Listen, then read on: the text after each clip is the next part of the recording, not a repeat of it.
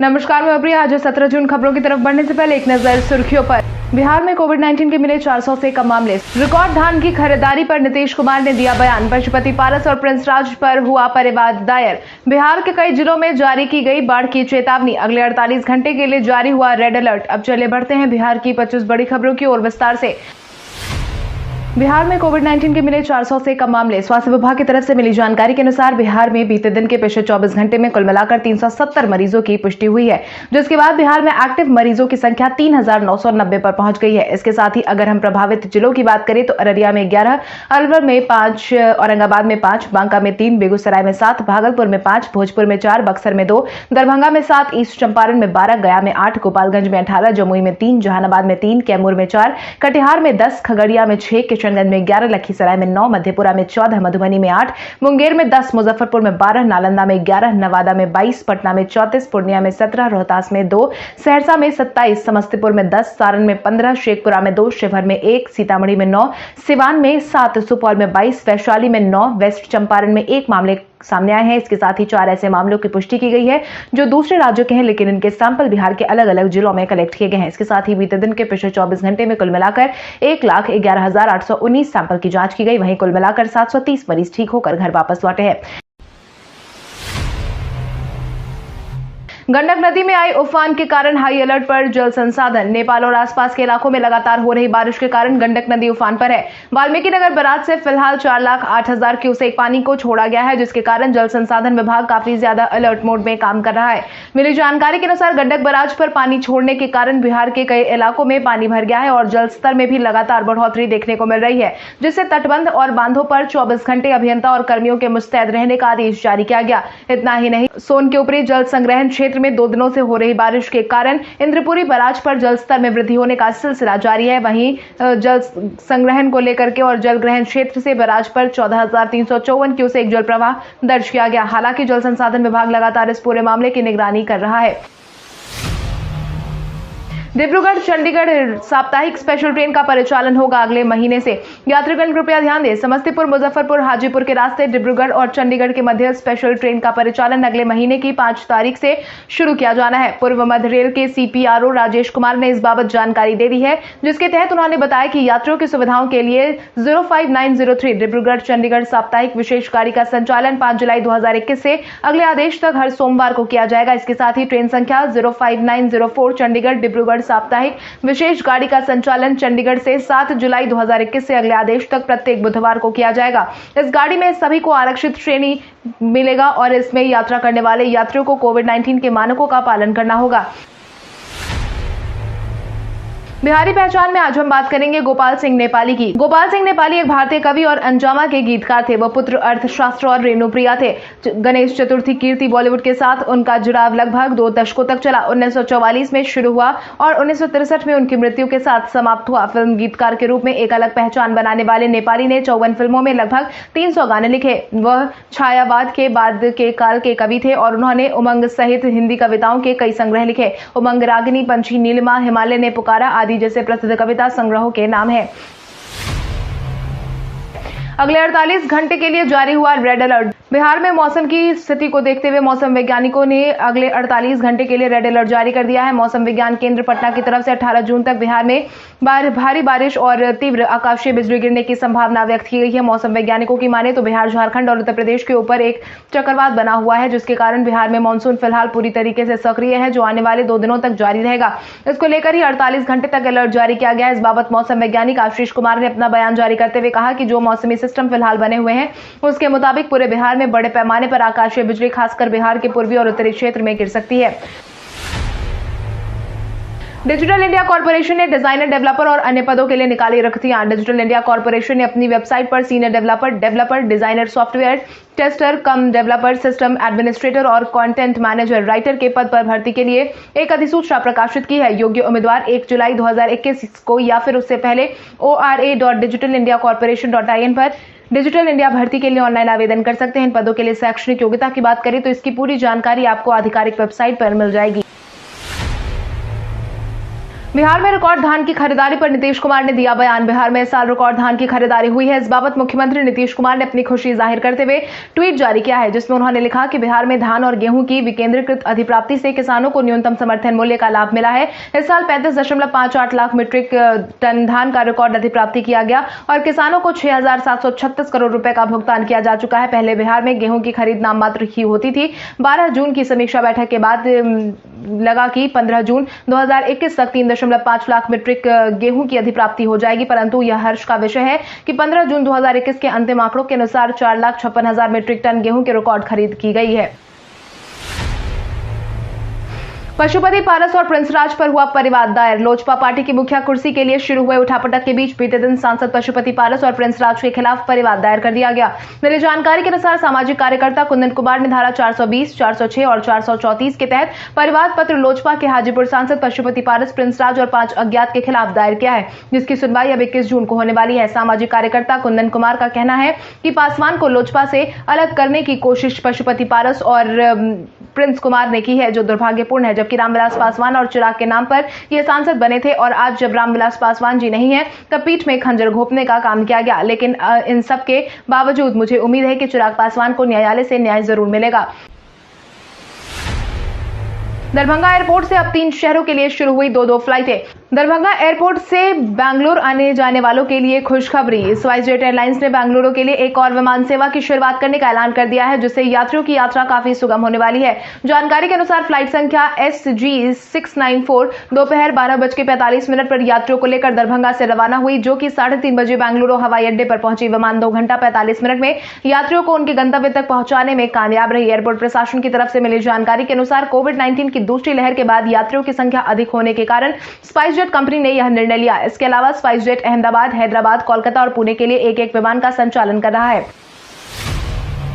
बिहार पंचायत चुनाव की तैयारी हुई शुरू। कोविड-19 के कारण टले बिहार पंचायत चुनाव की तैयारियां जोर शोर से शुरू हो गई है। मिली जानकारी के अनुसार निर्वाचन आयोग में जिलों से रिपोर्ट की मांग की गई है। राज्य निर्वाचन आयोग ने आपदा प्रबंधन विभाग से बाढ़ प्रभावित जिलों से लेकर प्रखंड और पंचायतों के बारे में विस्तृत तौर पर जानकारी मांगी है। अगर सितंबर तक कोविड-19 की तीसरी लहर का कोई प्रभाव नहीं दिख जाता तो आयोग दिसंबर तक चुनाव संपन्न कराने की रणनीति में जुट गया है। इसके साथ ही पंचायतों में परामर्श समिति के गठन से संबंधित दस्तावेज की मियाद नवंबर में पूरी हो रही है। ऐसे में आयोग इस लिहाज से भी चुनावी तैयारियों को पूरा करने की योजना बना रहा है। One nation one ration card scheme को लागू करने वाला बिहार बना पहला राज्य। राज्यसभा सांसद सुशील कुमार मोदी ने one nation one ration card scheme को लागू करने के मामले में बिहार को नंबर 1 बताया है। इस बाबत उन्होंने अपना बयान जारी करते हुए कहा कि जून 2020 में लॉन्च की गई one nation one ration card scheme के तहत 9 महीने में बिहार के 10,938 प्रवासी श्रमिकों ने दूसरे राज्य में अपना राशन उठाया है। इसके साथ ही बिहार में कुल मिलाकर 1.75 करोड़ राशन कार्डधारियों में से 45 लाख परिवार ने अपने पैतृक निवास से हटकर बिहार के अन्य जिलों और शहरों से राशन उठाने का काम किया। इस स्कीम का सबसे पहले लागू करने वाला बिहार देश का पहला राज्य बन गया है। आपको बता दें कि बिहार के प्रवासी मजदूर जिन्होंने पिछले साल राशन कार्ड के लिए आवेदन दिया था, देश में सर्वाधिक वैसे 30 लाख लोगों को यहां राशन कार्ड निर्गत किया गया है। बिहार के कई जिलों में जारी की गई बाढ़ की चेतावनी। बिहार के कई जिलों में बाढ़ को लेकर चेतावनी जारी कर दी गई है। मिली जानकारी के अनुसार बीते दिन केंद्रीय जल आयोग ने हाल ही में बिहार के लिए एक नारंगी बुलेटिन जारी किया है, जिसमें राज्य के कुछ हिस्सों में बाढ़ की स्थिति की भविष्यवाणी की गई, जिसके तहत बूढ़ी गंडक नदी के लिए ऑरेंज बुलेटिन जारी किया गया है। वहीं न्यूज लिखे जाने तक CWC की एडवाइजरी के अनुसार बिहार के गोपालगंज जिले के डुमरिया घाट में गंडक नदी 62.4 मीटर के स्तर पर बढ़ती हुई प्रवृत्ति के साथ बह रही थी, जो कि 62.22 मीटर के खतरे के स्तर से 0.18 मीटर ऊपर है और 64.36 मीटर के अपने पिछले HFL से 1.96 मीटर नीचे है, जिसके तहत सुपौल, अररिया, बेतिया, गोपालगंज, मोतिहारी, किशनगंज, दरभंगा, मुजफ्फरपुर और राजधानी पटना के कई इलाकों में बाढ़ की आशंका को देखते हुए NDRF की 10 टीम को तैनात कर दिया गया। इथेनॉल कुकिंग स्टोर का डेमो देखकर बिहार को अग्रणी राज्य में शामिल करने का शाहनवाज ने रखा लक्ष्य। बिहार में इथेनॉल उद्योग को लेकर काफी ज्यादा सरगर्मी देखने को मिल रही है। इथेनॉल पॉलिसी आने के बाद से बिहार में इथेनॉल उत्पादन फैक्ट्री लगाने वालों की होड़ भी मची हुई है। इसी क्रम में बीते दिन पटना स्थित कार्यालय में उद्योग मंत्री सैयद शाहनवाज हुसैन ने इथेनॉल कुकिंग स्टाफ का एक डेमो देखा, जिसको देखने के बाद उन्होंने कहा कि यह बहुत अच्छा है कि इथेनॉल को लेकर अलग तरह के प्रयोग हो रहे हैं। मैंने प्रोडक्ट की R&D की जारी की है। मुख्यमंत्री नीतीश कुमार के नेतृत्व में बिहार की NDA सरकार का मकसद इथेनॉल उत्पादन के क्षेत्र में बिहार को अग्रणी राज्य में लेकर जाना है और इसके लिए निरंतर कोशिश की जा रही है। बिहार सरकार ने स्पोर्ट्स यूनिवर्सिटी की 1/3 सीट को छात्राओं के लिए किया रिजर्व। बिहार सरकार लगातार छात्राओं के हित में फैसले लेते नजर आ रही है। पहले इंजीनियरिंग और मेडिकल कॉलेज में 33% आरक्षण देने के बाद अब नीतीश सरकार ने स्पोर्ट्स यूनिवर्सिटी में 1/3 सीट छात्राओं के लिए रिजर्व रखने का आदेश जारी कर दिया है। इसको लेकर बीते दिन मुख्यमंत्री आवास पर वीडियो कॉन्फ्रेंसिंग के माध्यम से स्पोर्ट्स यूनिवर्सिटी के संबंध में प्रस्तावित विधेयक का प्रस्तुतिकरण दिया गया था। इस दौरान संस्कृति एवं युवा विभाग के अपर मुख्य सचिव वंदना किनी ने बिहार स्पोर्ट्स यूनिवर्सिटी रिजल्ट 2021 के संबंध में विस्तृत जानकारी दी। मुख्यमंत्री ने कहा कि स्पोर्ट्स यूनिवर्सिटी के संबंध में प्रस्तावित विधेयक के कुछ बिंदुओं पर और गहन विचार विमर्श करने की आवश्यकता है, लेकिन फिलहाल 1/3 से छात्राओं के लिए आरक्षित सीट की जा रही है। इससे स्पोर्ट्स की तरफ छात्राएं और ज्यादा प्रेरित होंगी और उनकी संख्या भी बढ़ेगी। चिराग पासवान ने राजू तिवारी को बनाया लोजपा का प्रदेश अध्यक्ष। चिराग पासवान ने लोजपा में जारी उठापटक के बीच बीते दिन राजू तिवारी को लोजपा का प्रदेश अध्यक्ष नियुक्त कर दिया है। इसको लेकर बीते दिन चिराग पासवान एक विज्ञप्ति जारी की है, जिसके तहत उन्होंने बताया कि राजू तिवारी अब लोजपा के बिहार इकाई के अध्यक्ष होंगे। जारी विज्ञप्ति में यह भी कहा गया कि राजू तिवारी जी, मुझे आपको लोक जनशक्ति पार्टी की बिहार इकाई का प्रदेश अध्यक्ष नियुक्त करते हुए काफी प्रसन्नता हो रही है। विश्वास है कि आपके कुशल नेतृत्व में बिहार में पार्टी और सुदृढ़ होगी। आपकी जानकारी के लिए आपको बता दें, राजू तिवारी साल 2020 के विधानसभा चुनाव में उन्हें शिकस्त मिली। राजू चिराग पासवान के भरोसेमंद माने जाते हैं। वो पार्टी में कई पदों पर रहे हैं। हाल ही में उन्हें प्रदेश कार्यकारी अध्यक्ष भी बनाया गया था।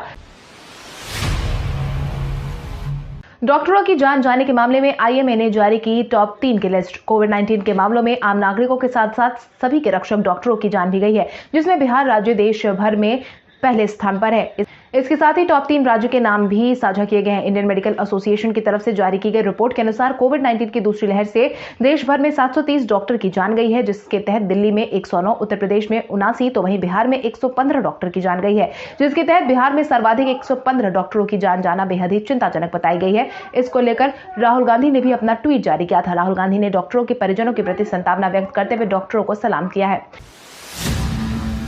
कार्ड स्वाइप करने के वक्त रखे कुछ बातों का खास ख्याल। कार्ड स्वाइप करने के दौरान अब आपको खास बातों का ख्याल रखने की नसीहत दी गई है। इसको लेकर हाल ही में बिहार पुलिस की आर्थिक अपराध इकाई ने खास एडवाइजरी जारी की है, जिसमें स्वाइप करने के वक्त अतिरिक्त सावधानी बरतने की सलाह दी गई, जिसके तहत कभी भी दुकानदार को अपना कार्ड स्वाइप करने के लिए किसी दूसरे दुकान या कमरे में नहीं ले जाने दे। खरीदारी के बाद अपने चार्ज स्लिप हमेशा अपने साथ रखें। कभी किसी खाली क्रेडिट कार्ड रसीद पर हस्ताक्षर न करें। खाली स्थान पर एक लाइन खींचकर उसे काट दे, ताकि वहां किसी भी प्रकार की अतिरिक्त जानकारी न लिखी जा सके। अपने कार्ड की लेनदेन का सत्यापित करने के लिए अपने मासिक विवरणों के विरुद्ध रसीदों की जांच करें तथा किसी भी अनाधिकृत लेनदेन की तुरंत सूचना दें। इसके साथ ही एक बार जब अपने खाते के विवरण का मिलान कर ले तो सभी शुल्क पर्चियों को फाड़ दे तथा रेस्टोरेंट या शॉपिंग मॉल में प्रस्तुत किए गए किसी सर्वे फॉर्म में अपनी निजी जानकारी न भरे। 30 को प्रधानमंत्री के खिलाफ अभियान चलाएंगे वाम दल। लगातार महंगाई बढ़ रही है और सरकार टस से मस होने का नाम नहीं ले रही है। इसके कारण ही बिहार के सभी वाम दल 16 से 30 जून तक महंगाई के खिलाफ अभियान चलाने का आह्वान पहले ही कर चुके हैं। अभियान के अंतिम दिन यानी कि 30 जून को पांचों वाम दल एकजुट होकर सभी जिला मुख्यालय पर संयुक्त मोर्चा करेंगे और प्रधानमंत्री नरेंद्र मोदी के खिलाफ प्रदर्शन करेंगे। इसको लेकर राज्य कार्यालय में वाम दलों की बुधवार को हुई संयुक्त बैठक में फैसला लिया गया, जिसकी अध्यक्षता सीपीआई के राज्य सचिव राम नरेश पांडे ने की। वाम दलों ने आयकर के दायरे से बाहर के परिवारों को 6 महीने तक पैसे देने और साथ ही प्रति सदस्य को 10 किलो अनाज के साथ साथ दाल, खाद्य तेल, चीनी, मसाले, चाय आदि मुहैया कराने की मांग की है। लोजपा की रार के बीच चिराग ने पशुपति और जदयू पर साधा निशाना। लोजपा में जारी रार के बीच बीते दिन चिराग पासवान ने पशुपति और जदयू पर निशाना साधा, जिसके तहत बीते दिन आयोजित एक प्रेस कॉन्फ्रेंस में उन्होंने कहा कि चाचा मुझे बोलते कि मैं लोकसभा नेता बनना चाहता हूं तो मैं खुशी खुशी बना देता। अपने प्रेस कॉन्फ्रेंस में चिराग पासवान ने कई बिंदुओं पर भी चर्चा की, जिसके तहत इस दौरान उन्होंने पुरानी बातों का जिक्र करते हुए कहा, मुझे याद है जब पापा आईसीयू में थे तब भी उन्होंने पार्टी के कुछ नेताओं से बातचीत में कहा था कि मीडिया में इस तरह की भ्रामक खबर आ रही है कि पार्टी टूट रही है। उन्होंने चाचा को भी इस संदर्भ में कहा था, दुख मुझे इस बात का है कि मैं बीमार था उस समय, पीठ पीछे जिस तरह से ये पूरा षड्यंत्र रचा गया। वहीं उन्होंने जदयू को लेकर कहा कि जदयू काफी लंबे समय से पार्टी को तोड़ने की कोशिश कर रही थी, लेकिन विधानसभा चुनाव के दौरान हम मजबूती से मैदान में उतरे थे। लोजपा में जारी उठापटक के लिए राजद और कांग्रेस ने जदयू को ठहराया जिम्मेदार। लोजपा में जारी राजनीतिक उठापटक के बीच राजद और कांग्रेस ने अपना बयान जारी किया है और साथ ही जदयू को इस पूरे घटनाक्रम के लिए जिम्मेदार बताया, जिसके तहत ही राजद की तरफ से मृत्युंजय तिवारी और कांग्रेस की तरफ से राजेश राठौर ने अपनी प्रतिक्रिया दी है। इस बाबत मृत्युंजय तिवारी ने अपना बयान जारी करते हुए कहा कि 80 लोक जनशक्ति पार्टी चिराग पासवान की है पार्टी है, क्योंकि वो राष्ट्रीय अध्यक्ष है। पार्टी के राष्ट्रीय अध्यक्ष की बदौलत ही पार्टी होती है। बिहार की जनता भी जानती है कि असली लोजपा कौन है। जिस तरह की राजनीति लोक जनशक्ति पार्टी को लेकर जदयू ने की है, बिहार की जनता अब सब जानने लगी है। इसके साथ ही कांग्रेस प्रवक्ता राजेश राठौर ने कहा कि असली लोजपा चिराग पासवान ही है। आज लोजपा की कार्यकारिणी की बैठक में राष्ट्रीय अध्यक्ष का होगा चुनाव। लोजपा में जारी सियासी उठापटक के बीच आज पशुपति पारस खेमे से राष्ट्रीय अध्यक्ष के लिए सूरजभान सिंह चुनाव करवाने वाले हैं। इसको लेकर बीते दिन ही पशुपति पारस, लोजपा एमपी बीना देवी और लोजपा एमपी चौधरी महबूब अली कैसर पटना पहुंच गए थे। वहीं दूसरी तरफ चिराग पासवान खेमे की तरफ से यह दावा किया गया है कि 78 में से 50 कार्यकारिणी सदस्य हमारे साथ है। वर्चुअल मीटिंग के दौरान 42 लोग जुड़े थे और 8 लोगों ने फोन पर चिराग से बात कर अपना समर्थन दिया था, जिसके बाद अब दिल्ली में पार्टी बचाने की तैयारी में चिराग पासवान जुड़ते नजर आ रहे हैं, जिसके बाद अब लोजपा के राष्ट्रीय अध्यक्ष का चुनाव कार्यकारिणी के सदस्य करेंगे। भारत के इतिहास में आज की तारीख कई कांडों से दर्ज है। नवाब सिराजुद्दौला ने 50,000 सैनिकों के साथ कलकत्ता पर 1756 में आक्रमण किया। भारतीय स्वतंत्रता संग्राम की नायिका झांसी की रानी लक्ष्मीबाई 1858 में शहीद हुई। महात्मा गांधी ने 1917 में साबरमती आश्रम के हृदय कुंज में अपना निवास बनाया। मंगल पर 2004 में पृथ्वी की चट्टानों से मिलते जुलते पत्थर मिले। साइना नेहवाल 2012 में तीसरी बार इंडोनेशिया ओपन चैंपियन बनी। असम के प्रसिद्ध साहित्यकार, स्वतंत्रता सेनानी तथा फिल्म निर्माता ज्योति प्रसाद अग्रवाल का जन्म 17 जून 1903 को हुआ। मुमताज महल का निधन 1631 में हुआ। वो असाफ खान की पुत्री जिनका निकाह मुगल सम्राट शाहजहां से हुआ था। आईसीसी टेस्ट रैंकिंग के टॉप 10 में भारत के 3 खिलाड़ी। अंतर्राष्ट्रीय क्रिकेट परिषद ने बुधवार को ताजा टेस्ट रैंकिंग जारी की, जिसमें बल्लेबाज रैंकिंग में ऑस्ट्रेलिया के पूर्व कप्तान स्टीव स्मिथ ने पहला स्थान हासिल किया है। भारतीय कप्तान विराट कोहली चौथे स्थान पर पहुंच गए। आपको बता दें, इससे पहले नंबर पर न्यूजीलैंड के कप्तान केन विलियमसन थे, लेकिन चोटिल होने के कारण इंग्लैंड के खिलाफ दूसरे टेस्ट में वो नहीं खेल पाए, जिससे स्मिथ से 5 रेटिंग अंक और बल्लेबाजों की सूची में दूसरे स्थान पर पहुंच गए। इसके साथ ही टॉप 10 में शामिल अन्य भारतीयों में विराट कोहली के साथ विकेटकीपर ऋषभ पंत और स्टार सलामी बल्लेबाज रोहित शर्मा मौजूद है, जिन्होंने अपना संयुक्त छठा स्थान बरकरार रखा है। जियो ने मुंबई में शुरू किया अपना 5G ट्रायल। एयरटेल के बाद अब जियो ने मुंबई में 5G ट्रायल की शुरुआत कर दी है। मीडिया की तरफ से जारी किए गए खबरों के अनुसार एक सीनियर एग्जीक्यूटिव ने बताया कि रिलायंस जियो मिड और MM वेव बैंड्स दोनों का यूज करके मोबाइल में 5G ट्रायल कर रहा है और किया जा रहा है और इसकी स्पीड 4G से काफी ज्यादा है। 5G को लेकर के लोकल पार्टनर की मदद से मैन्युफैक्चर किया गया है। साइट डिप्लॉयड के मुकाबले जियो का 5G ट्रायल काफी बड़ा है। ट्रायल को जल्द ही दूसरे शहर और एरिया में भी शुरू किया जाएगा। आपको बता दें, डिपार्टमेंट ऑफ टेलीकम्युनिकेशन ने हाल ही में 5G ट्रायल के लिए 700 megahertz 3.5 gigahertz band spectrum Airtel, Reliance Jio और वोडाफोन आइडिया को उपलब्ध करवाया था। अब आइए जानते हैं सराफा बाजार और पेट्रोल डीजल के क्या थे भाव। अगर हम सराफा बाजार की बात करें तो सोने का भाव 16 जून को 22 कैरेट के लिए प्रति 10 ग्राम 47,410 रुपए था। वहीं 24 कैरेट के लिए प्रति 10 ग्राम 48,410 रुपए था। इसके साथ ही अगर हम चांदी की बात करें तो चांदी का भाव प्रति किलो 71,300 रुपए था। इसके साथ ही राजधानी पटना में पेट्रोल की कीमत 98.49 रुपए प्रति लीटर और डीजल 92.59 रुपए प्रति लीटर था। कल हमारे द्वारा पूछे गए सवाल का जवाब आप में से बहुत सारे यूजर ने हमें कमेंट करके दिया था, उसके लिए आपका बहुत बहुत धन्यवाद। आप में से जिन यूजर का कमेंट हमें अच्छा लगा है उनके नाम है सुमन कुमार, राजमणि रंजन, ओम प्रकाश शर्मा, आदर्श अनुज, जगदीश राम, अमर कुमार, अरुणाभ कुमार, आकाश कुमार, अभिमन्यु कुमार, मुन्नू कुमार, कुंदन राज, रवि राज, अरविंद कुमार, शंकर मुखिया, पारस कुमार, शैलेंद्र कुशवाहा। इसके अलावा हमारी टीम को और भी लोगों के जवाब अच्छे लगे हैं, मगर समय के अभाव के कारण हम उनका नाम नहीं ले पाए, लेकिन आप हमारे सवालों का जवाब देते रहे। हम कल आपका नाम लेने की पूरी कोशिश करेंगे। तो चलिए बढ़ते हैं आज के सवाल की। और आज का सवाल कुछ इस प्रकार है, आपके अनुसार लोजपा पार्टी की मुखिया कुर्सी चिराग खेमा या फिर पशुपति पारस खेमा में से किस खेमे में जाएगी? अपने जवाब हमें कमेंट करके जरूर बताएं। इसके साथ ही आज के लिए बस इतना ही। बिहार की बड़ी खबरों से अपडेटेड रहने के लिए हमारे YouTube चैनल को सब्सक्राइब करें और बेल आइकन दबाना ना भूलें।